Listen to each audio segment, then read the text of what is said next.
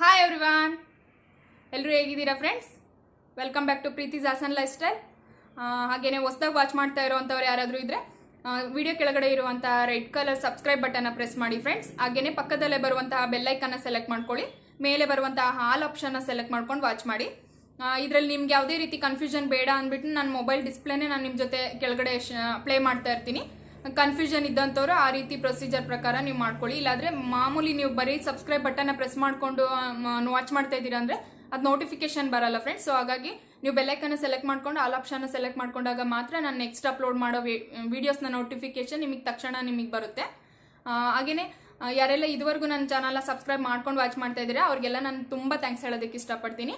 ನಿಮ್ಮ ಸಪೋರ್ಟ್ ಇದ್ರೇ ನಾನು ನೆಕ್ಸ್ಟ್ ಮಾಡೋ ಅಂಥ ವೀಡಿಯೋಸ್ಗಳಲ್ಲಿ ಯಾವುದಾದ್ರೂ ಯೂಸ್ಫುಲ್ ಕಂಟೆಂಟ್ನ ಶೇರ್ ಮಾಡೋದಕ್ಕೆ ನನಗೆ ಇನ್ನೊಂದು ಸ್ವಲ್ಪ ಎನರ್ಜಿ ಆಗಿರ್ಬೋದು, ಸ್ಫೂರ್ತಿ ಆಗಿರ್ಬೋದು, ಅದೆಲ್ಲ ನನಗಿರುತ್ತೆ ಅಂತ ಹೇಳ್ತೀನಿ. ಸೊ ಹಾಗಾಗಿ ನನ್ನ ಚಾನಲ್ನ ವಾಚ್ ಮಾಡ್ತಾ ಇರೋವಂಥವ್ರಿಗೆ ಯಾರಿಗೂ ಯಾವುದೇ ರೀತಿ ಕನ್ಫ್ಯೂಷನ್ ಇರೋದು ಬೇಡ ಅಂದ್ಬಿಟ್ಟು ನಾನೊಂದು ಸ್ಮಾಲ್ ಇನ್ಫಾರ್ಮೇಷನ್ನ ನಿಮ್ಮ ಜೊತೆ ಶೇರ್ ಮಾಡೋಣ ಅಂದ್ಕೊಂಡಿದ್ದೀನಿ ಫ್ರೆಂಡ್ಸ್. ಅದೇನಪ್ಪ ಅಂತಂದರೆ, ಇವಾಗ ವಿಡಿಯೋ ವಾಚ್ ಮಾಡ್ತಾ ಇರ್ತೀರಾ ಕೆಲವರು, ಅದರಲ್ಲೂ ಕೆಲವರಿಗೆ ಈಗ ಎಜುಕೇಟೆಡ್ಗಳೆಲ್ಲರೂ ಎಲ್ಲ ತಿಳ್ಕೊಂಡಿದ್ದಾರೆ ಅಂತನೂ ಅಲ್ಲ, ಅಥವಾ ಅನ್ಎಜುಕೇಟೆಡ್ಸ್ಗಳಿಗೆ ಏನು ಗೊತ್ತಿಲ್ಲ ಅಂತನೂ ಇರಲ್ಲ. ಕೆಲವೊಂದು ವಿಷಯಗಳು ಅವ್ರಿಗೆ ಗೊತ್ತಿರೋದು ನಮಗೆ ಗೊತ್ತಿರಲ್ಲ, ನಮಗೆ ಗೊತ್ತಿರೋ ಅಂಥದ್ದು ಅವ್ರಿಗೆ ಗೊತ್ತಿರಲ್ಲ, ಆ ಥರನೂ ಇರುತ್ತೆ. ಸೊ ಹಾಗಾಗಿ ಒಂದೊಂದು ಮೊಬೈಲಲ್ಲಿ ಒಂದೊಂದು ಥರ ಆಪ್ಷನ್ಸ್ ತೋರಿಸ್ತಾ ಇರುತ್ತೆ ಫ್ರೆಂಡ್ಸ್. ನಾನು ವಾಚ್ ಮಾಡಬೇಕಾದ್ರೆ ನನಗಾಗಿರೋಂಥ ಅನುಭವನ ನಾನು ನಿಮ್ಮ ಜೊತೆ ಶೇರ್ ಮಾಡ್ತೀನಿ. ನಾನು ಬಿಗಿನಿಂಗಲ್ಲಿ ಏನಾಗ್ತಾ ಇತ್ತು ಅಂದರೆ, ಕೆಲವೊಂದು ವೀಡಿಯೋಸ್ನ ವಾಚ್ ಮಾಡಬೇಕಾದ್ರೆ ನನಗೆ ಅಪ್ರಿಷಿಯೇಟ್ ಮಾಡಬೇಕು, ಅವ್ರಿಗೆ ಏನಾದರೂ ಕಮೆಂಟ್ ಮಾಡಬೇಕು ಅಂತ ನನಗೆ ಅನಿಸ್ತಾ ಇರುತ್ತೆ. ಲೈಕ್ ಏನೋ ಬೇಗ ಮಾಡಿಬಿಡ್ತೀವಿ, ಆದರೆ ನಮ್ಗೆ ಅನಿಸಿದ್ನ ಹೇಳಬೇಕು ಅಂದರೆ ಕಮೆಂಟ್ ಮಾಡಬೇಕು. ಸೊ ಕಮೆಂಟ್ ಆಪ್ಷನ್ಗಳು ಕೆಲವೊಂದು ಮೊಬೈಲ್ಗಳಲ್ಲಿ ವಿಡಿಯೋ ನಾವು ವಾಚ್ ಮಾಡ್ತಾ ಇರೋ ವಿಡಿಯೋ ಕೆಳಗಡೆನೆ ತೋರಿಸುತ್ತೆ. ಇನ್ನು ಕೆಲವೊಂದು ಆಪ್ಷನ್ ಮೊಬೈಲ್ಗಳಲ್ಲಿ ಅದ್ರ ರಿಲೇಟೆಡ್ ವಿಡಿಯೋಗಳನ್ನ ಮೂವ್ ಮಾಡಿಬಿಟ್ಟು ಲಾಸ್ಟಲ್ಲಿ ನೋಡಿದ್ರೆ ಅದರಲ್ಲಿ ಕೆಳಗಡೆ ಬರೋವಂಥ ಕಮೆಂಟ್ ಆಪ್ಷನ್ನು ಇರುತ್ತೆ. ನಾನು ಕೆಲವೊಂದು ಸಲ ಅದೇ ಥರ ಕನ್ಫ್ಯೂಷನ್ ಆಗಿದೆ ಬಿಗಿನಿಂಗಲ್ಲಿ. ವಿಡಿಯೋ ಕೆಳಗಡೆ ತುಂಬ ವಿಡಿಯೋಗಳು ಮೂವ್ ಆದಮೇಲೆ ಕೆಳಗಡೆ ನನಗೆ ನನ್ನ ಮೊಬೈಲಲ್ಲಿ ತೋರಿಸ್ತಾ ಇತ್ತು ಕಮೆಂಟ್ ಆಪ್ಷನ್ನು. ನಾನು ಎಲ್ಲಿದೆ ಅಂತ ತುಂಬ ಸಲ ಹುಡುಕ್ಬಿಟ್ಟು ಹಾಗೆ ಸುಮ್ಮನೆ ಆಗ್ತಾಯಿದ್ದೆ. ಹಾಗಾಗಿ ನನಗಾಗ್ತಾ ಇರೋ ಅನುಭವ ನಿಮಗೂ ಆಗ್ತಾ ಇದ್ರೆ, ಯಾರಾದರೂ ನನ್ನ ಚಾನಲ್ನ ವಾಚ್ ಮಾಡಬೇಕಾದ್ರೆ ನಿಮಗೂ ಆ ಥರ ಕನ್ಫ್ಯೂಷನ್ ಆಗ್ತಾ ಇದೆ ಅಂದರೆ ನೀವು ಅದಕ್ಕೆ ವರಿ ಮಾಡ್ಕೊಳ್ಳೋ ಅವಶ್ಯಕತೆ ಇಲ್ಲ. ನಾನು ಅದನ್ನ ಫುಲ್ ಡೀಟೇಲಾಗಿ ನಿಮ್ಗೆ ತೋರಿಸ್ತೀನಿ, ಅದು ಯಾವ ರೀತಿ ಅಂದ್ಬಿಟ್ಟು. ಹಾಗೆಯೇ ನಾನು ಕೆಲವೊಂದು ಇನ್ಫಾರ್ಮೇಷನ್ ವೀಡಿಯೋಗಳನ್ನ, ಪ್ರೀವಿಯಸ್ ವೀಡಿಯೋಗಳನ್ನ ನಾನು ಡಿಸ್ಕ್ರಿಪ್ಷನ್ ಬಾಕ್ಸಲ್ಲಿ ಹಾಕಿದ್ದೀನಿ ಅಂತ ಹೇಳ್ತಾ ಇರ್ತೀನಿ. ಹಾಗೆ ಕೆಲವರಿಗೆ ಡಿಸ್ಕ್ರಿಪ್ಷನ್ ಬಾಕ್ಸ್ ಎಲ್ಲಿದೆ ಅನ್ನೋದು ಗೊತ್ತಿರಲ್ಲ. ಏಕೆಂದರೆ ಎಲ್ಲರೂ ಬಿಗಿನರ್ಸ್ ಎಲ್ಲರೂ ತುಂಬ ವೀಡಿಯೋಸ್ಗಳೆಲ್ಲ ವಾಚ್ ಮಾಡೋ ಅನುಭವ ಎಲ್ರಿಗೂ ಇರಲ್ಲ, ಅದ್ರ ಎಕ್ಸ್ಪೀರಿಯನ್ಸ್. ಸೊ ಹಾಗಾಗಿ ಅದನ್ನು ಯಾವ ರೀತಿ ಚೆಕ್ ಮಾಡೋದು, ಲೈಕ್ ಯಾವ ರೀತಿ ಮಾಡೋದು, ಸಬ್ಸ್ಕ್ರೈಬ್ ಮಾಡ್ಕೊಳ್ಳೋದು ಯಾವ ರೀತಿ, ಎಲ್ಲ ಇನ್ಫಾರ್ಮೇಷನ್ ನಾನು ನಿಮ್ಮ ಜೊತೆ ಶೇರ್ ಮಾಡೋಣ ಅಂದ್ಕೊಂಡಿದ್ದೀನಿ ಫ್ರೆಂಡ್ಸ್.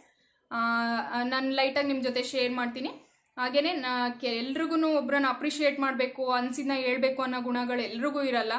ಇದ್ದಂಥವರಿಗೆ ಅದನ್ನು ಮಾಡೋದಕ್ಕೆ ಗೊತ್ತಿರಲ್ಲ. ಸೊ ಹಾಗಾಗಿ ನನ್ನ ಚಾನಲ್ನ ವಾಚ್ ಮಾಡ್ತಾ ಇರೋರಿಗೆ ಆ ಥರ ಏನಾದರೂ ಅನುಭವ ಆಗ್ತಾ ಇದ್ರೆ ಈ ವಿಡಿಯೋನ ವಾಚ್ ಮಾಡಿದ್ದಂಥವ್ರಿಗೆ ಕಮೆಂಟ್ ಮಾಡೋದು ಏನಾದರೂ ನಿಮಗೆ ಕನ್ಫ್ಯೂಷನ್ ಇತ್ತು ಅಂದರೆ ಇವಾಗ ಕ್ಲಿಯರ್ ಮಾಡ್ಕೊಳ್ಳಿ. ನಾನು ಯಾವ ರೀತಿ ಅಂತ ತೋರಿಸ್ತೀನಿ.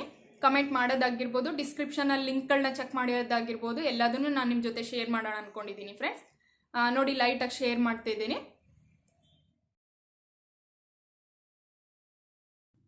ನೋಡಿ ಫ್ರೆಂಡ್ಸ್, ಪ್ರತಿ ವಿಡಿಯೋದಲ್ಲೂ ನಾನು ನೋಟಿಫಿಕೇಷನ್ ಬರುತ್ತೆ ಅಂತ ಹೇಳ್ತಾ ಇರ್ತೀನಲ್ವಾ. ಈ ಯೂಟ್ಯೂಬ್ ಒಳಗಡೆ ಹೋದ ತಕ್ಷಣ ನೀವು ಮೇಲ್ಗಡೆ ಅಲ್ಲಿ ಕಾಣಿಸುತ್ತೆ ಆಪ್ಷನ್ಗಳು, ಅಲ್ಲಿ ಬೆಲ್ ಬಟನ್ನ ಏನಕ್ಕೆ ಪ್ರೆಸ್ ಮಾಡ್ತೀವಿ ಅಂದರೆ, ಆ ಬೆಲ್ ಬಟನ್ ಆಪ್ಷನ್ನಲ್ಲಿ ಎಲ್ಲ ಬಂದು ನೋಟಿಫಿಕೇಷನ್ಸ್ ಅಲ್ಲಿ ಸ್ಟೋರ್ ಆಗಿರುತ್ತೆ. ನನ್ನ ವೀಡಿಯೋಸ್ ನೋಟಿಫಿಕೇಷನ್ ಎಲ್ಲ ಅಲ್ಲಿರುತ್ತೆ. ಸೊ ಆವಾಗ ನೀವು ಚೆಕ್ ಮಾಡ್ಕೋಬೋದು. ನೆಕ್ಸ್ಟ್ ವೀಡಿಯೋ ಅಪ್ಲೋಡ್ ಮಾಡಿದಾಗ ನೋಟಿಫಿಕೇಷನ್ ಅಲ್ಲಿ ಬಂದು ಸ್ಟೋರ್ ಆಗುತ್ತೆ. ನೀವು ಆ ಬೆಲ್ ಬಟನ್ನ ಸೆಲೆಕ್ಟ್ ಮಾಡ್ಕೊಂಡಿಲ್ಲ, ಬರೀ ಸಬ್ಸ್ಕ್ರೈಬ್ ಮಾಡಿದ್ರೆ ಅಂದರೆ ನೋಟಿಫಿಕೇಷನ್ ಬಂದಿರಲ್ಲ ಫ್ರೆಂಡ್ಸ್. ಹಾಗೆ ನೀವು ಇಲ್ಲಿ ನೋಡ್ತಾ ಇರ್ಬೋದು, ಸಬ್ಸ್ಕ್ರೈಬ್ ಆಗಿದ್ದರೆ, ಆಲ್ರೆಡಿ ಸಬ್ಸ್ಕ್ರೈಬ್ ಆಗಿದ್ದರೆ ಆ ಸಬ್ಸ್ಕ್ರೈಬ್ ಬಟನ್ ಏನು ನೋಡ್ತಾ ಇದ್ದೀರಾ ಅದು ಈ ರೀತಿಯಾಗಿ ನಾರ್ಮಲಾಗಿ ಬ್ಲರ್ ಆಗಿರುತ್ತೆ. ಇಲ್ಲಾಂದರೆ ಸಬ್ಸ್ಕ್ರೈಬ್ ಆಗಿಲ್ಲ ಅಂದರೆ ರೆಡ್ ಕಲರೇ ಇರುತ್ತೆ. ಮತ್ತು ಈ ಕಮೆಂಟ್ಸ್ ಇದರಲ್ಲಿ ನೀವು ನೋಡ್ತಾ ಇರೋದು ವಿಡಿಯೋ ಕೆಳಗಡೆ, ನನ್ನ ವಿಡಿಯೋ ಕೆಳಗಡೆನೇ ಕಮೆಂಟ್ ಆಪ್ಷನ್ ಇದೆ. ಅಲ್ಲಿ ಹೋಗ್ಬಿಟ್ಟು ಈ ರೀತಿ ಕಮೆಂಟ್ ಟೈಪ್ ಮಾಡಿಬಿಟ್ಟು ನೀವು ಸೆಂಡ್ ಮಾಡ್ಬೋದು. ಇಲ್ಲಾಂದರೆ ಕೆಲವೊಂದು ಮೊಬೈಲ್ಗಳಲ್ಲಿ ನಾನು ಪ್ಲೇ ಆಗ್ತಾ ಇರೋ ವೀಡಿಯೋಯಿಂದ ಕೆಳಗಡೆ ಏನು ವೀಡಿಯೋಸ್ಗಳಿದೆ ಅದ್ರನ್ನ ಮೂವ್ ಮಾಡ್ಕೊಂಡು ಹೋದರೆ ಅದ್ರ ಲಾಸ್ಟಲ್ಲಿ ಇರುತ್ತೆ ಕಮೆಂಟ್ ಆಪ್ಷನ್ನು. ಮತ್ತು ಡಿಸ್ಕ್ರಿಪ್ಷನ್ ನೋಡಿ, ಅಲ್ಲಿ ಮೇಲ್ಗಡೆ ರೈಟ್ ಸೈಡ್ ಏನಿದೆ ಆರೋ ಮಾರ್ಕು, ವಿ ಶೇಪ್ ಆರೋ ಮಾರ್ಕು, ಅದೇ ಡಿಸ್ಕ್ರಿಪ್ಷನ್ ಬಾಕ್ಸು. ಅದನ್ನ ಪ್ರೆಸ್ ಮಾಡಿದ ತಕ್ಷಣ ಅದರೊಳಗಡೆ ನಾನು ಹಾಕಿರೋಂಥ ಪ್ರೀವಿಯಸ್ ವೀಡಿಯೋ ಲಿಂಕ್ಗಳೆಲ್ಲ ಅಲ್ಲಿರುತ್ತೆ ಫ್ರೆಂಡ್ಸ್. ಕೆಲವೊಂದು ವಿಷಯನ ಶೇರ್ ಮಾಡ್ತಾ ಇರ್ತೀವಿ, ಅದು ಆಲ್ರೆಡಿ ಶೇರ್ ಮಾಡಿದರೆ ಬೇರೆ ವೀಡಿಯೋದಲ್ಲಿ ಅದ್ರ ಲಿಂಕ್ನ ನಾನು ಡಿಸ್ಕ್ರಿಪ್ಷನಲ್ಲಿ ಹಾಕಿದ್ದೀನಿ ಅಂತ ಹೇಳ್ತಾ ಇರ್ತೀನಿ, ಅದು ಇದರಲ್ಲಿರುತ್ತೆ. ಹಾಗೆಯೇ ನಾನು ಇವಾಗ ಶೇರ್ ಮಾಡ್ತಾ ಇರೋಂಥ ರೆಸಿಪಿದು ಇಂಗ್ರೀಡಿಯೆಂಟ್ಸ್ಗಳೆಲ್ಲ ಅದರಲ್ಲಿ ಮೆನ್ಷನ್ ಮಾಡಿದ್ದೀನಿ. ಡಿಸ್ಕ್ರಿಪ್ಷನ್ ಅಂದರೆ ಅಲ್ಲಿ ಹೋಗಿ ಚೆಕ್ ಮಾಡಬೇಕು ನೀವು. ಇನ್ನು ಲೈಕ್ ಬಟನ್ ಮಾಮೂಲಿ ಎಲ್ರಿಗೂ ಗೊತ್ತಿರುತ್ತೆ, ಫಸ್ಟ್ ಒನ್ನಲ್ಲಿರುತ್ತೆ. ಶೇರ್ ಬಟನ್ನು ಅಲ್ಲೇ ಇರುತ್ತೆ. ತುಂಬ ಈಸಿ. ಆದರೆ ಈ arrow mark button, description button ಯಾರಿಗೂ ಅಷ್ಟು ಹೈಲೈಟಾಗಿ ಕಾಣಿಸಲ್ಲ. ಸೊ ಡಿಸ್ಕ್ರಿಪ್ಷನ್ ಎಲ್ಲಿದೆ ಅಂತ ಗೊತ್ತಾಗಲ್ಲ.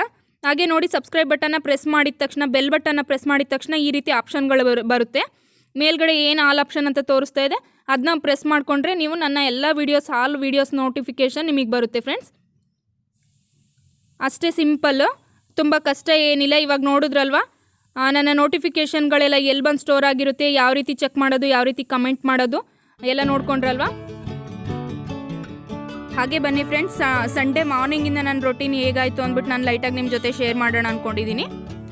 ನೋಡಿ ಫ್ರೆಂಡ್ಸ್, ನಮ್ಮ ಮನೆ ಹಿಂದೆ ಚಪ್ಪರದವರೆ ಗಿಡನ ನಾವು ಹಬ್ಬಿಸ್ಕೊಂಡಿದ್ದೀವಿ ಅಂತ ಲಾಸ್ಟ್ ಪ್ರೀವಿಯಸ್ ವೀಡಿಯೋದಲ್ಲಿ ನಾನು ಸ್ವಲ್ಪ ಶೇರ್ ಮಾಡಿದ್ದೆ. ಅದು ಇವಾಗ ಕಾಯಿ ನೋಡಿ ಗೋಡೆ ಮೇಲೆ ಎಷ್ಟು ಚೆನ್ನಾಗಿ ಆಸ್ಕೊಂಡಂಗೆ ಹಬ್ಕೊಂಡ್ಬಂದಿದೆ. ಹಾಗೆ ಕಾಯಿ ನೋಡಿ ತುಂಬ ಚೆನ್ನಾಗಿ ಬಿಟ್ಟಿದೆ ಫ್ರೆಂಡ್ಸ್. ಕೆಲವೊಂದು ಕಾಯಿಗಳು ಗ್ರೀನ್ ಆಗಿರುತ್ತೆ, ಇದು ವೈಟ್ ಚಪ್ಪರದವರೆ. ಇದರಲ್ಲೊಂದು ಪಲ್ಯನ ನಾನು ನಿಮ್ಮ ಜೊತೆ ಶೇರ್ ಮಾಡ್ತೀನಿ ನೆಕ್ಸ್ಟ್ ಯಾವಾಗಾದ್ರೂ. ಅದನ್ನು ನಾವು ಹಾಸನ ಸೈಡ್ ಕುಟುಂಡಿ ಅಂತ ಬಳಸ್ಕೊಂಡು ಮಾಡ್ತೀವಿ. ಹುಚ್ಚಳ್ಳು ಬರುತ್ತಲ್ವ, ಆ ಎಳ್ಳನ್ನ ಬಳಸ್ಕೊಂಡು ಕುಟುಂಡಿ ರೆಡಿ ಮಾಡಿಬಿಟ್ಟು ಈ ಪಲ್ಯದ ಮೇಲೆ ಯೂಸ್ ಮಾಡ್ಕೊಂಡು ಮಾಡೋದು ತುಂಬ ಚೆನ್ನಾಗಿರುತ್ತೆ. ಹಾಗೆ ತುಂಬ ಈಸಿನೂ ಕೂಡ. ಎಷ್ಟು ಚೆನ್ನಾಗಿ ಬಂದಿದೆ ನೋಡಿ, ನೋಡೋಕ್ಕೆ ಒಂದು ಖುಷಿ ಆಗುತ್ತೆ. ಹಾಗೆ ಬಾತ್ರೂಮ್ ಕಿಟಕಿ ಎಲ್ಲ ಫುಲ್ ಕವರ್ ಆಗಿಬಿಟ್ಟಿದೆ. ಬಳ್ಳಿಗಳು, ಮೆಣಸು ಮತ್ತು ಇದು ಚಪ್ಪರದವರೆ ಎರಡೂ ಮಿಕ್ಸಪ್ ಆಗಿದೆ ಗಿಡಗಳಿದೆ ಎರಡೂ. ಫುಲ್ ಕವರ್ ಆಗಿಬಿಟ್ಟಿದೆ, ಎಲ್ಲ ಗೋಡೆ ಎಲ್ಲ ಗ್ರೀನಿಶಾಗಿ ಕಾಣಿಸ್ತಾ ಇದೆ. ಇದೇನು ಜಾಸ್ತಿ ದಿನ ಇರಲ್ಲ, ಸ್ವಲ್ಪ ದಿನ ಅದು ಹೂವೆಲ್ಲ ಬಿಟ್ಟ ಮೇಲೆ ಎಲ್ಲ ಬಳ್ಳಿ ಎಲ್ಲ ತೆಗೆದ್ರಾಕ್ತಾ ಆಯ್ತು ಅಂದ್ಬಿಟ್ಟು ಹಾಗೆ ಸುಮ್ಮನೆ ಬಿಟ್ಕೊಂಡಿದ್ದೀವಿ.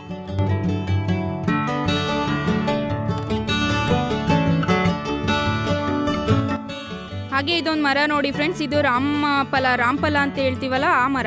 ಇನ್ನೂ ಕಾಯಿ ಬಿಟ್ಟಿಲ್ಲ, ಇದು ತೆಗ್ದಾಕೋಣ ಅಂದ್ಕೊಂಡ್ವಿ, ಬೇಡ ನೋಡೋಣ ಕಾಯಿ ಯಾವ ರೀತಿ ಬರುತ್ತೆ ಅಂದ್ಬಿಟ್ಟು ಹಾಗೆ ಬಿಟ್ಕೊಂಡಿದ್ದೀವಿ. ಮತ್ತು ಈ ಮಲ್ಲಿಗೆ ಹೂವು ಬಿಟ್ಟಾಗ ತೋರಿಸ್ತೀನಿ, ಅದ್ರ ತುಂಬ ಚೆನ್ನಾಗಿದೆ, ತುಂಬ ಅಂದರೆ ತುಂಬಾ ಚೆನ್ನಾಗಿದೆ ಆ ಹೂವು. ಅದು ಬಿಟ್ಟಾಗ ನಾನು ನಿಮ್ಮ ಜೊತೆ ಅದನ್ನ ಶೇರ್ ಮಾಡ್ತೀನಿ. ನೋಡಿ ಫ್ರೆಂಡ್ಸ್, ಬದನೆಕಾಯಿ ಈ ಪಾಟಲ್ಲಿ ಬೀಜ ಹಾಕ್ಬಿಟ್ಟು ಬೇರೆ ಕಡೆ ಹಾಕೋಣ ಅಂದ್ಬಿಟ್ಟು ಹಾಕೊಂಡಿದ್ವಿ. ತಂದಿದ್ದಂಥ ಬದನೆಕಾಯಿ ಅದು ಅಲ್ಲೇ ಬಿಟ್ಟಿದೆ. ಇದಕ್ಕೆ 3ನೇ ಕಾಯಿ ಬಿಡ್ತಾ ಇದೆ, ತುಂಬ ಚೆನ್ನಾಗಿದೆ ಕ್ಯೂಟಾಗಿ ನೋಡೋದಕ್ಕೆ. ಓಕೆ ಬನ್ನಿ ಫ್ರೆಂಡ್ಸ್, ನಾನು ಟಿಫನ್ಗೆ ಏನು ರೆಡಿ ಮಾಡ್ತಾ ಇದ್ದೀನಿ ಅಂತ ತೋರಿಸ್ತೀನಿ. ಹಾಗೆ ನೋಡಿ, ದೋಸೆ ಇಟ್ಟು ಉಬ್ಬಿ ಮೇಲೆ ಬಂದಿದೆ. ಗುಡ್ ಮಾರ್ನಿಂಗ್ ಅಂತ ಹೇಳ್ತಾ ಇದೆ, ಮೇಲೆ ಬಂದಿದೆ. ನಾನು ಇವಾಗ ಕೋಲ್ಡ್ ಅಲ್ವಾ ವೆದರು, ಅಷ್ಟೊಂದೇನು ಉಬ್ಬಲ್ಲ ಅಂತ ಅರ್ಧದಷ್ಟಿತ್ತು. ಉಬ್ಬಲ್ಲ ಅಂದ್ಬಿಟ್ಟು ಯಾವುದಕ್ಕೂ ಸೇಫ್ಟಿಗಿರಲಿ ಅಂದ್ಬಿಟ್ಟು ಕೆಳಗಡೆ ಒಂದು ಬಾಣಲಿ ಇಟ್ಬಿಟ್ಟು ಹೋಗಿದ್ದೆ ನೈಟು. ಇವಾಗ ನೋಡಿದ್ರೆ ಫುಲ್ ಮೇಲೆ ಬಂದು ಮೇಲೆ ಕಾಣಿಸ್ತಾ ಇದೆ ಅದು. ಇವಾಗ ಬೇರೆ ಪಾತ್ರೆಗೆ ಶಿಫ್ಟ್ ಮಾಡಬೇಕು. ಅದನ್ನ ಚೆನ್ನಾಗಿ ಉದ್ಗಿ ಬಂದಿದೆ. ಅದು ಕಾಂಬಿನೇಷನಾಗಿ ನಾನಿವತ್ತು ಬಟರ್ ಪನ್ನೀರ್ ಮಸಾಲಾನ ಮಾಡ್ತಾಯಿದ್ದೀನಿ. ಇದನ್ನ ಆಲ್ರೆಡಿ ನಾನು ಪ್ರೀವಿಯಸ್ ವೀಡಿಯೋದಲ್ಲಿ ಶೇರ್ ಮಾಡಿದ್ದೀನಿ, ಆದರೂ ಇವತ್ತು ಒಂದು ಸಲ ಇರಲಿ ಅಂದ್ಬಿಟ್ಟು ನಾನು ನಿಮ್ಮ ಜೊತೆ ಶೇರ್ ಮಾಡ್ತಾಯಿದ್ದೀನಿ. ಹಳೆ ವೀಡಿಯೋ ಆಗಿರೋದ್ರಿಂದ ಕೆಲವ್ರು ನೋಡಿರ್ತಾರೆ, ಕೆಲವ್ರು ನೋಡಿರಲ್ಲ ಅಂದ್ಬಿಟ್ಟು. ನೋಡಿ ಫ್ರೆಂಡ್ಸ್, ನೀಲಗಿರೀಸ್ ಮಲಯ ಅವ್ರದ್ದು ಪನ್ನೀರ್ ತೊಗೊಂಡಿದ್ದೀನಿ. ಇದನ್ನ ಬಿಗ್ ಬಜಾರಲ್ಲಿ ನಾನು ಲಾಸ್ಟ್ ವೀಕ್ ಹೋಗಿದ್ದಾಗ ತೊಗೊಬಂದಿದ್ದೆ. ಮತ್ತು ಯಾವುದೇ ಪನ್ನೀರ್ ಆದರೂ ಸರಿ, ನೀವು ಬೇಗ ತಂದಿದ ತಕ್ಷಣವೇ ಯೂಸ್ ಮಾಡ್ಕೊಳ್ಳೋದು ಒಳ್ಳೆಯದು ಫ್ರೆಂಡ್ಸ್. ಅದಕ್ಕೆ ಜಾಸ್ತಿ ಡೇಟ್ ಇರಲ್ಲ. 200 ಗ್ರಾಮ್ಸ್ ಇದು ವೆಯ್ಟು, ನೆಟ್ ವೆಯ್ಟ್ ಬಂದು. ಅದಕ್ಕೆ ಜಾಸ್ತಿ ಲಾಂಗ್ ಟೈಮ್ ಏನು ಕೊಟ್ಟಿರಲ್ಲ, ಒಂದು 10 ಡೇಸ್ ಒಳಗಡೆ ಕೊಟ್ಟಿರ್ತಾರೆ ಅದಕ್ಕೆ ಟೈಮಿಂಗ್ಸು. ಪನ್ನೀರ್ ಆಗಿರೋದ್ರಿಂದ ನಾವು ತಂದು ಜಾಸ್ತಿ ದಿನ ಇಟ್ಕೊಳ್ಳೋ ಹಾಗಿಲ್ಲ, ಬೇಗ ಯೂಸ್ ಮಾಡ್ಕೊಳ್ಳೋದು ಒಳ್ಳೆಯದು. ನೋಡಿ, ಮನೇಲಿ ರೆಡಿ ಮಾಡಿರೋಂಥ ಬೆಣ್ಣೆನ ಬಳಸ್ತಾ ಇದ್ದೀನಿ. ಹಾಗೆ ಅದಕ್ಕೆ ಬೇಕಾಗಿರೋ ಇಂಗ್ರೀಡಿಯೆಂಟ್ಸ್ 2 ದಪ್ಪ ಟೊಮೆಟೊ, 2 ದಪ್ಪ ಈರುಳ್ಳಿ ತೊಗೊಂಡಿದ್ದೀನಿ, ಬೆಳ್ಳುಳ್ಳಿ ಮತ್ತು ಕ್ಯಾಶ್ಯೂ ನಟ್ಟು, ಗೋಡಂಬಿ ತೊಗೊಂಡಿದ್ದೀನಿ ಫ್ರೆಂಡ್ಸ್. ನಿಮಗೆ ಗ್ರೇವಿ ಜಾಸ್ತಿ ಬೇಕು ಅನಿಸಿದರೆ ಇನ್ನೂ ಒಂದು ಈರುಳ್ಳಿ ಟೊಮೆಟೊ ಜಾಸ್ತಿ ಆ್ಯಡ್ ಮಾಡ್ಕೊಳ್ಳಿ. ನಾನಿಲ್ಲಿ ಸ್ವಲ್ಪನೇ 200 ಗ್ರಾಮ್ಸ್ದು ಇದನ್ನು ತೊಗೊಂಡಿರೋದ್ರಿಂದ, ಪನ್ನೀರ್ ತೊಗೊಂಡಿರೋದ್ರಿಂದ ಅಷ್ಟೇ ಸಾಕು ಅಂತ ತೊಗೊಂಡಿದ್ದೀನಿ. ಹಾಗೆ ನೋಡಿ, ಬೆಣ್ಣೆ ಹಾಕ್ಬಿಟ್ಟು ಅದರಲ್ಲೇ ಸ್ವಲ್ಪ ನಾನು ಲೈಟಾಗಿ ಫ್ರೈ ಮಾಡ್ಕೊಳ್ತೀನಿ ಪನ್ನೀರ್ನ. ಕೆಲವ್ರು ಹಾಗೆ ಹಾಕ್ತಾರೆ, ಹಾಗೇನೂ ಮಾಡ್ಬೋದು. ನನಗದು ನಾನು ಪ್ರೀವಿಯಸ್ ವೀಡಿಯೋದಲ್ಲೇ ಹೇಳಿದ್ದೆ ನಿಮಗೆ, ಆ ಥರ ಮಾಡಿದರೆ ತಿನ್ನಲ್ಲ ಮನೇಲಿ ಯಾರು ಅಂತ. ಸೊ ಹಾಗಾಗಿ ಸ್ವಲ್ಪ ಎಣ್ಣೆ ಹಾಕ್ಕೊಂಡು ಅಥವಾ ಬೆಣ್ಣೆ ಯಾವುದಾದ್ರೂ ಸರಿ ಹಾಕ್ಕೊಂಡು ನೀವು ಅದನ್ನ ಫ್ರೈ ಮಾಡಿಕೊಂಡ್ರೆ ಇನ್ನೂ ಚೆನ್ನಾಗಿರುತ್ತದು. ಸ್ವಲ್ಪ ಗೋಲ್ಡನ್ ಕಲರ್ ಬರೋವರೆಗೂ ಫ್ರೈ ಮಾಡ್ಕೊಳ್ತೀನಿ ಇದನ್ನ ಇವಾಗ.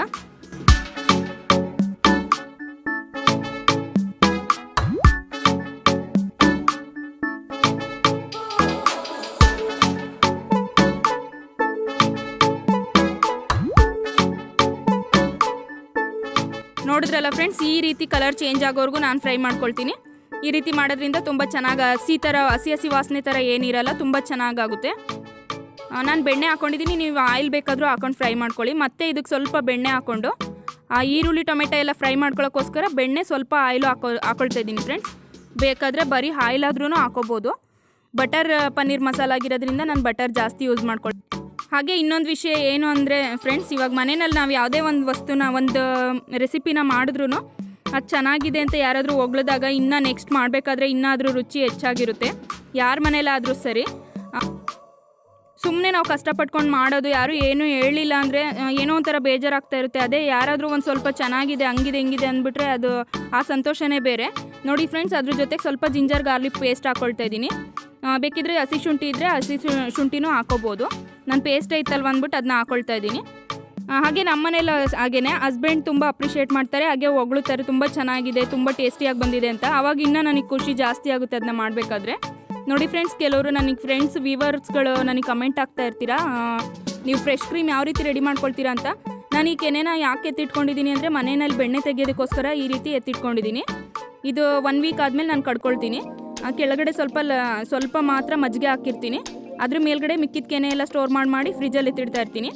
ಇವಾಗ ನಾನು ಏನು ಮಾಡ್ತೀನಿ, ಇದನ್ನು ಫ್ರೆಶ್ ಕ್ರೀಮ್ ಮಾಡೋದಕ್ಕೆ ಸ್ವಲ್ಪ ಮೇಲ್ಮೇಲೇ 1-2 ಸ್ಪೂನ್ ಎತ್ಕೊಳ್ತೀನಿ.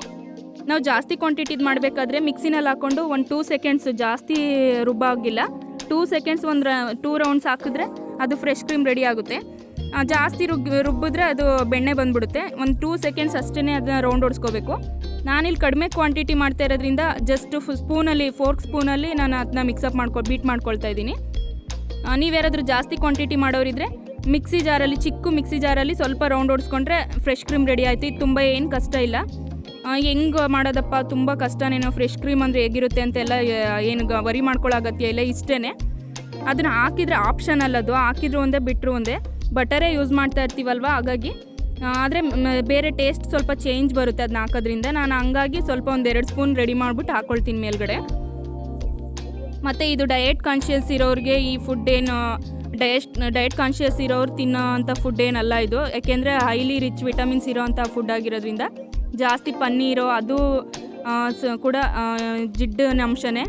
ಮತ್ತು ಬಟರ್ ಯೂಸ್ ಮಾಡ್ತೀವಿ ಎಲ್ಲ, ಮತ್ತು ಗೋಡಂಬಿ ಯೂಸ್ ಮಾಡ್ತೀವಿ ಎಲ್ಲ ಇರೋದ್ರಿಂದ ಇದು ಡಯಟ್ ಕಾನ್ಷಿಯಸ್ ಇರೋವಂಥವ್ರು ಜಾಸ್ತಿ ಯೂಸ್ ಮಾಡೋವಂಥ ಫುಡ್ ಅಲ್ಲ. ನೋಡಿ ಫ್ರೆಂಡ್ಸ್, ನಾನು ಖಾರದ ಪುಡಿ ಮತ್ತು ಅರಿಶಿನ ಯಾಕೆ ಒಗ್ಗರಣೆಲ್ಲ ಮಿಕ್ಸ್ ಮಾಡ್ತಾ ಇದ್ದೀನಿ ಅಂದರೆ ಇದರಿಂದ ತುಂಬ ಚೆನ್ನಾಗಿ ಕಲರ್ ಬಿಡುತ್ತೆ. ನಾವು ಡೈರೆಕ್ಟಾಗಿ ಹಾಗೆ ಪೇಸ್ಟ್ ಒಳಗಡೆ ಹಾಕೊಳ್ಳೋದ್ರಿಂದ ಅಷ್ಟು ಕಲರ್ ಕಾಣಿಸಲ್ಲ. ಇದು ಒಗ್ಗರಣೆಯಲ್ಲಿ ಸ್ವಲ್ಪ ಫ್ರೈ ಆಯಿತು ಅಂದರೆ ಕಲರ್ ಜಾಸ್ತಿ ಬರುತ್ತೆ. ಸೊ ಹಾಗಾಗಿ ನಾನು ಆಯಿಲು ಬೆಣ್ಣೆ ಜೊತೆಲೇ ಇದನ್ನು ಖಾರದ ಪುಡಿನೂ ಹಾಕೊಳ್ತಾ ಇದ್ದೀನಿ. ಈಗ ರುಬ್ಬಿದಂಥ ಪೇಸ್ಟ್ನೂ ಆ್ಯಡ್ ಮಾಡಿದ್ದಾಯಿತು. ಅದಕ್ಕೆ ಸ್ವಲ್ಪ ನೀರು ಸೇರಿಸಿದ್ದೀನಿ. ಥಿಕ್ನೆಸ್ ನೋಡಿಕೊಂಡು ನೀರು ಸೇರಿಸ್ಕೋಬೇಕಾಗುತ್ತೆ. ಧನಿಯಾ ಪುಡಿ ಸ್ವಲ್ಪ ಹಾಕಿದ್ದೀನಿ, ಹಾಗೆಯೇ ಸ್ವಲ್ಪ MTR ಗರಂ ಮಸಾಲ ಹಾಕ್ಕೊಳ್ತಾ ಇದ್ದೀನಿ ಫ್ರೆಂಡ್ಸ್.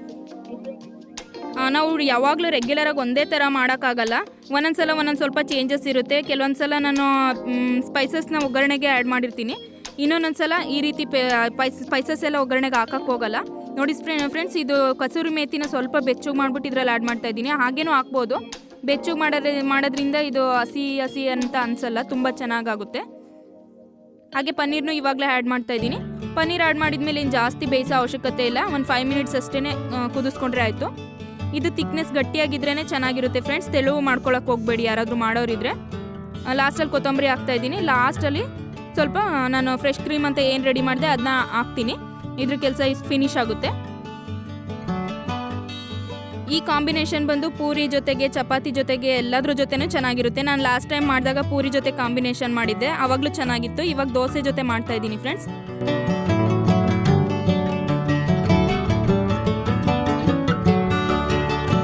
ಇವತ್ತು ಅಷ್ಟೇ ಹಸ್ಬೆಂಡ್ ತುಂಬ ಚೆನ್ನಾಗಾಗಿದೆ, ಹೋಟೆಲ್ನಲ್ಲಿ ಯಾವ ರೀತಿ ಇತ್ತು ಅದೇ ಥರ ಇದೆ ಅಂತ ಹೇಳ್ತಾಯಿದ್ರು. ಆವಾಗ ಅದು ಖುಷಿ ಆಗ್ತಾಯಿತ್ತು ಹೇಳ್ತಾ ಇದ್ದಾಗ. ಓಕೆ ಬನ್ನಿ ಫ್ರೆಂಡ್ಸ್, ನಾನು ಆಫ್ಟರ್ನೂನ್ ಮೇಲೆ ಮತ್ತೆ ಲಾಗ್ ಕಂಟಿನ್ಯೂ ಮಾಡಿದೆ, ಸ್ವಲ್ಪ ಟೈಮ್ ಮಾಡೋಣ ಅಂದ್ಬಿಟ್ಟು. ಮಾರ್ನಿಂಗಿಂದ ಟಿಫನ್ ಆಯಿತು, ಮಕ್ಕಳು ಕೆಲಸಗಳು ಅದು ಇದು ಇದೇ ಆಗೋಯ್ತು. ಇವಾಗಷ್ಟೇ ನಾನು ಇದೊಂದು ಸ್ವಲ್ಪ ಜಿಗ್ಜಾಗ್ ಮಾಡ್ಕೊಳ್ಳೋಣ ಅಂದ್ಬಿಟ್ಟು ಮಗ ಮಲಗಿದ್ದ, ಹಾಗಾಗಿ ಜಿಗ್ಜಾಗ್ ಮಾಡೋಣ ಅಂತ ತೊಗೊಂಡೆ. ಈ ಸ್ಯಾರಿ ನಾನು ಪ್ರೀವಿಯಸ್ ವೀಡಿಯೋದಲ್ಲಿ ಶೇರ್ ಮಾಡಿದ್ದೀನಿ ನಿಮಗೆ. ಇವಾಗ ಇದನ್ನ ಕಟ್ ಮಾಡಿ ಜಿಗ್ಜಾಗ್ ಮಾಡೋಣ. ಯಾವುದಾದ್ರೂ ಕುಚ್ಚು ಹಾಕೋಣ. ನನ್ನ ವ್ಯೂವರ್ಸ್ ಕೇಳ್ತಾ ಇದ್ದೀರಾ ಈಸಿಯಾಗಿ ಹಾಕೋ ಅಂಥ ಕುಚ್ಚನ್ನ ತೋರಿಸಿ ಯಾವುದಾದ್ರೂ ಒಂದು ಅಂತ. ಸೊ ಹಾಗಾಗಿ ನಾನು ಈಸಿಯಾಗಿರೋದನ್ನೇ ಸೆಲೆಕ್ಟ್ ಮಾಡ್ಕೊಂಡು ಹಾಕ್ತೀನಿ ಇದಕ್ಕೆ. ಯಾಕೆಂದರೆ ಇದಷ್ಟು ತುಂಬ ಥಿಕ್ನೆಸ್ ಇಲ್ಲ, ಸ್ಯಾರಿ ತೆಳು ಇದೆ, ತುಂಬ ಗ್ರ್ಯಾಂಡ್ ಹೆವಿಯಾಗಿರೋದೇನು ಮಾಡೋಕ್ಕೋಗಲ್ಲ. ಸಿಂಪಲಾಗಿ ಎಲ್ರಿಗೂ ಅರ್ಥ ಆಗೋ ಥರ ಇದೊಂದು ಕುಚ್ಚನ್ನ ನಾನು ನಿಮ್ಮ ಜೊತೆ ಶೇರ್ ಮಾಡ್ತೀನಿ ನೆಕ್ಸ್ಟ್ ಯಾವಾಗಾದರೂ ಅದನ್ನ ಹಾಕಬೇಕಾದ್ರೆ. ಇವಾಗ ಜಸ್ಟ್ ಹಾಗೇ ಜಿಗ್ಜಾಗ್ ಮಾಡೋಣ. ಒಂದು ಮಗಳದೊಂದು ಫ್ರಾಕು ಜಿಗ್ಜಾಗ್ ಬಿಟ್ಟೋಗಿತ್ತು, ಅದು ಜಿಗ್ಜಾಗ್ ಮಾಡಿರಲಿಲ್ಲ, ಹಾಗೇ ಹಾಳಾಗಿತ್ತು. ಸೊ ಹಾಗಾಗಿ ಅದನ್ನು ತೊಗೊಂಡನಲ್ಲ, ಅದ್ರ ಜೊತೆ ಇದನ್ನು ಮಾಡ್ತಾಯಿದ್ದೀನಿ. ಮತ್ತು ಇದು ರನ್ನಿಂಗ್ ಬ್ಲೌಸ್ ಬಂದಿರೋದ್ರಿಂದ ಸೇಮ್ ಇದೆ, ಹಾಗಾಗಿ ಇವಾಗಷ್ಟೇ ಅದು ಬ್ಲೌಸ್ ಪೀಸ್ ರಿಮೂವ್ ಮಾಡಿದೆ. ಬೇರೆ ಕಾಂಟ್ರಾಸ್ಟ್ ಬ್ಲೌಸ್ ಸ್ಟಿಚ್ ಮಾಡ್ಸೋಣ ಅಂದ್ಕೊಂಡಿದ್ದೀನಿ. ಅದು ಸ್ಟಿಚ್ ಮಾಡಿದಾಗಲೇ ಅದನ್ನು ನಾನು ನಿಮ್ಮ ಜೊತೆ ಶೇರ್ ಮಾಡ್ತೀನಿ, ಯಾವ ರೀತಿ ಕಾಣಿಸುತ್ತೆ ಅಂತ ನೀವು ಹೇಳಿ. ಹಾಗೆ ಕೆಲವರು ಈ ಮಿಷನ್ದು ಲಿಂಕ್ನ ಶೇರ್ ಮಾಡಿ ಅಂದಿದ್ರಿ ವೀವರ್ಸ್ಗಳು. ನಾನು ಲಿಂಕ್ನ ಶೇರ್ ಮಾಡಿದ್ದೀನಿ ಒಂದು ವೀಡಿಯೋದಲ್ಲಿ. ಆ ವೀಡಿಯೋನೇ ನಾನು ನಿಮ್ಗೆ ಶೇರ್ ಮಾಡಿದ್ದೆ, ನೀವು ನೋಡಿದ್ದೀರಾ ಆ್ಯಕ್ಚುಲಿ ಅಂದ್ಕೊಂಡಿದ್ದೀನಿ. ಬೇಕು ಅಂದರೆ ನಾನು ಈ ವಿಡಿಯೋದಲ್ಲಿ ಅದ್ರ ಡಿಸ್ಕ್ರಿಪ್ಷನಲ್ಲಿ ಅದ್ರ ಲಿಂಕ್ನ ಶೇರ್ ಮಾಡಿರ್ತೀನಿ ಫ್ರೆಂಡ್ಸ್, ಬೇಕಾದರೆ ಹೋಗಿ ಚೆಕ್ ಮಾಡ್ಬೋದು. ನಾನು ಇದನ್ನ ಫ್ಲಿಪ್ಕಾರ್ಟಲ್ಲಿ ತೊಗೊಂಡಿದ್ದು, ಸಿಂಗರ್ ಕಂಪ್ನಿದು. ತುಂಬ ಚೆನ್ನಾಗಿದೆ, ತುಂಬ ಮನೆ ಬಳಕೆಗೆ ತುಂಬ ಚೆನ್ನಾಗಿ ಯೂಸ್ ಆಗುತ್ತೆ ಇದು. ನನ್ನ ಡೈನಿಂಗ್ ಟೇಬಲ್ ಮೇಲೆ ನನಗೆ ಕಂಫರ್ಟಬಲ್ ಆಗಿದೆ. ಸೊ ಹಾಗಾಗಿ ಯಾವಾಗಲೂ ನಾನು ಡೈನಿಂಗ್ ಟೇಬಲ್ ಮೇಲೆ ಇಟ್ಕೊಂಡು ಮಾಡ್ಕೊಂಬಿಟ್ಟು ಮತ್ತೆ ಎತ್ತಿಟ್ಬಿಡ್ತೀನಿ ಮಗ ಎದ್ದಿದ ತಕ್ಷಣವೇ, ಇಲ್ಲಾಂದರೆ ಅವನು ಆಟಾಡೋಕ್ಕೆ ಶುರು ಮಾಡಿಬಿಡ್ತಾನೆ ಇದರಲ್ಲಿ. ಓಕೆ ಫ್ರೆಂಡ್ಸ್, ಈ ವ್ಲಾಗ್ನ ನಾನು ಇಲ್ಲಿಗೆ ಎಂಡ್ ಮಾಡ್ತಾ ಇದ್ದೀನಿ. ಯಾರಿಗೆಲ್ಲ ಇಷ್ಟ ಆಗಿದ್ರೆ ಲೈಕ್ ಮಾಡೋದನ್ನ ಮರಿಬೇಡಿ. ಹಾಗೆ ನಿಮ್ಮ ಅನಿಸಿಕೆಗಳನ್ನ ಕಮೆಂಟ್ ಮಾಡಿ ಅಂತ ಹೇಳ್ತಾ, take care, I love you, bye.